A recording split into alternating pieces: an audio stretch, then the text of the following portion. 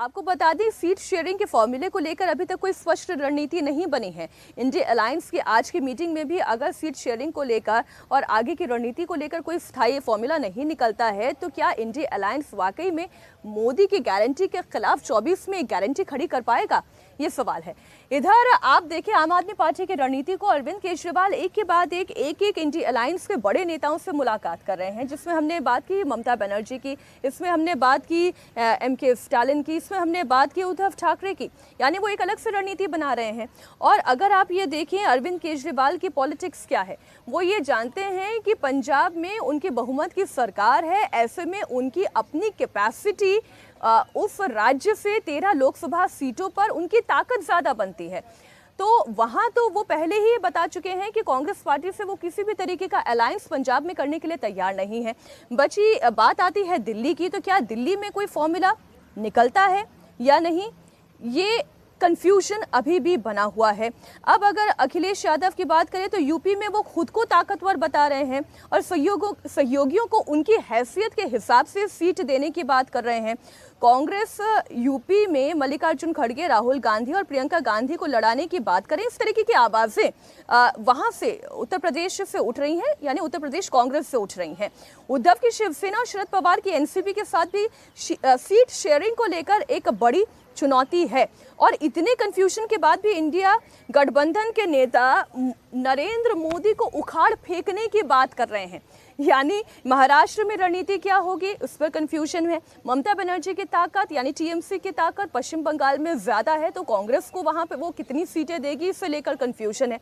लेकिन इतने कंफ्यूजन के बाद भी इंडिया अलायंस के बड़े नेता ये कह रहे हैं कि वो 2024 में मोदी को उखाड़ फेंकेंगे।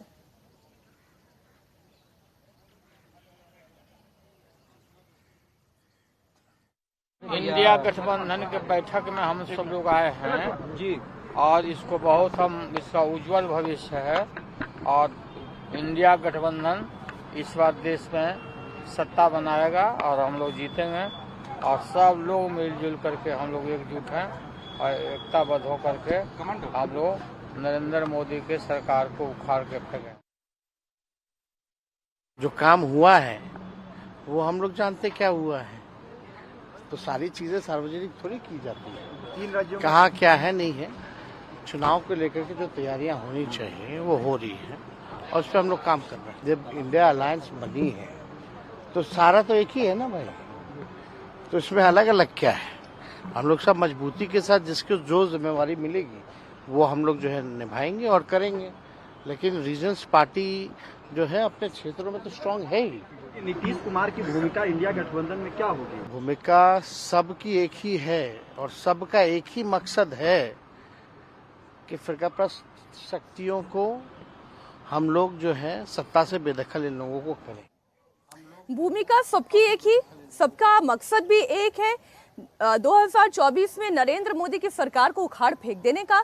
लेकिन अगर चेहरे की राजनीति की बात आती है, सवाल पूछा जाता है क्या चेहरा अखिलेश यादव होंगे, क्या ममता बनर्जी होंगे, क्या नीतीश कुमार होंगे, क्या शरद पवार होंगे या अरविंद केजरीवाल होंगे। चेहरे बहुत सारे हैं, केवल इसी के आधार पर लड़ाइयां भी हो रही हैं। नीतीश कुमार पटना में पोस्टर छपवा रहे हैं, इधर अरविंद केजरीवाल अलग अलग अलायंस के नेताओं के साथ मीटिंग कर रहे हैं। इसका मतलब कंफ्यूजन तो साफ दिखाई दे रहा है। अखिलेश यादव हैं, वो अपने रणनीति के हिसाब से सहयोगी दलों को सीट देने की बात कर रहे हैं और फिर भी दावा ऐसा कि मोदी को उखाड़ फेंकेंगे।